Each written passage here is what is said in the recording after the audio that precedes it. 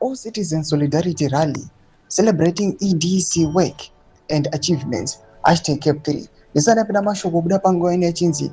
The people have spoken. Come, let's witness together in all corners of Harare. Tiona kuti panguwa ine vakomana ve Cap 3 hatikona kuti iri kulidwa napo tungwarara nevamwe vanozikanwa kuti vari behind these constitutional amendments. Voti musi wa16 June on 16 June 2026 at 10:00 hours Iowa Central African Time, they are going to celebrate now we Cap 3. Nzarapenda mashuka mlangi wapanguwa ino karibu subscribe or like or turn the bell icon. Sisi amburu kuona maposters maflyers arusibulite pa social media. Panguwa ino tuna kuti lini ema nobuda chikomendo achiti. According to this post, Otungwarara is now in charge of the Cap 3. Temple president is a Gona.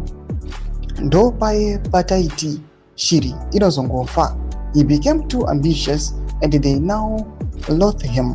Uyo Susan Matsunga is now featuring on the Cap 3 flyers, from winning for everyone to kunofadaya ni Cap 3. Doma developments arubuda pangwa ine kurikono kwa kwenze ayo vakomana waya pachi celebrate ma achievements arikuita nemtu kamiri wenyika president Emerson Mnangagwa pachiti tukati chisupporta in solidarity ne Cap 3 pangwa ine tichiti ayo Cap 3 kwa Cap 3 pangwa ino ngai indoziwe ngai pasiwe ngai sainiwe ngai siwe into act. Ma developments arubuda pangwa ino mre Zimbabwe zvasiya nyika yese Zimbabwe yangotarira pangwa ino nyika yese Zimbabwe yongoti rega itione zvichasvika kupi mure Zimbabwe. Ndo mamiriro azvakaita panguva ino patikona kuti musi wa16 June ndo patikona kuti vakomana vana Tungwarara nedelegation yavo yamuri kuona those individuals pamwechete nema-opposition MPs muri kuona vari kusapota Cap 3 navo vabvuma vakati